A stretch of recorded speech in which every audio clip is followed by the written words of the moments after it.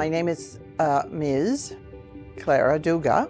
I'm originally from St. Mary's Bay, but I've taught and lived in Halifax County for over 50 years. What is your art form? I am a storyteller. I became a professional storyteller after teaching for 35 years. And by professional, I mean I'm invited to festivals, and also I have other art that I enjoy.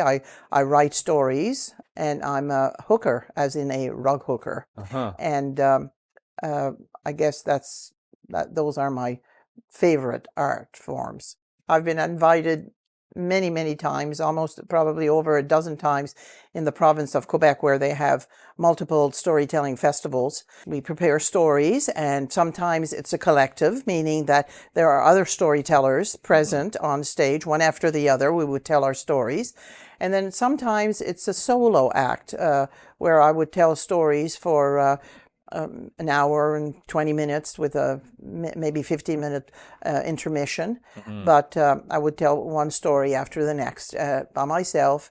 It's not read, it's just told, facing the audience. This is an art form that even I feel like I didn't really realize it was a thing like that. So is there a particular story that you like to tell?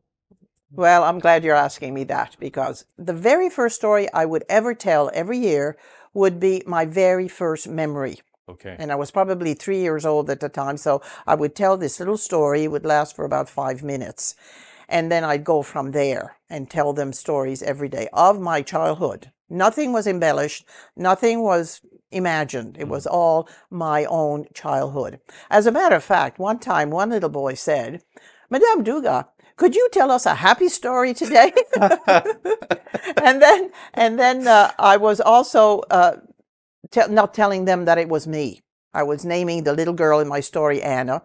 And then at the end of the year, I would reveal who I was by showing them a scar inside my bottom lip.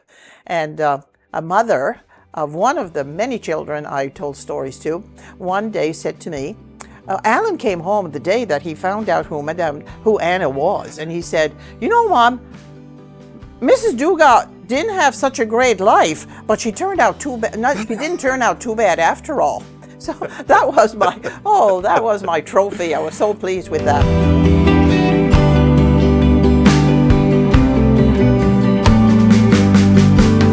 Can you give me a glimpse into your creative process? How do you get ready to perform?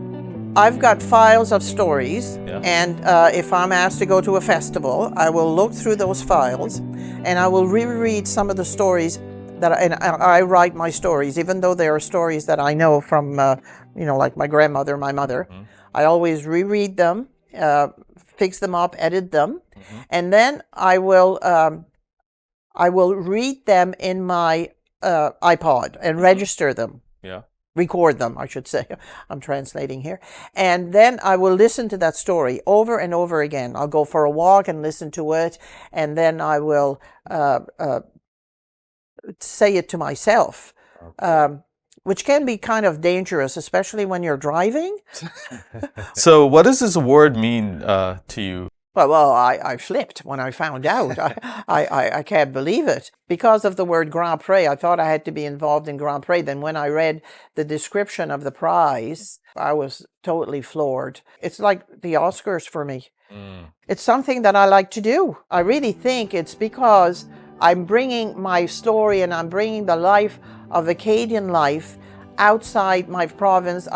I've done it a lot in Quebec. Like I said, I've gone to France, and it really is. It's like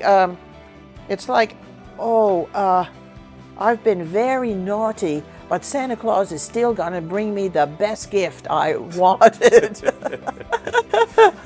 Well, it's well deserved, so you don't have to worry about that.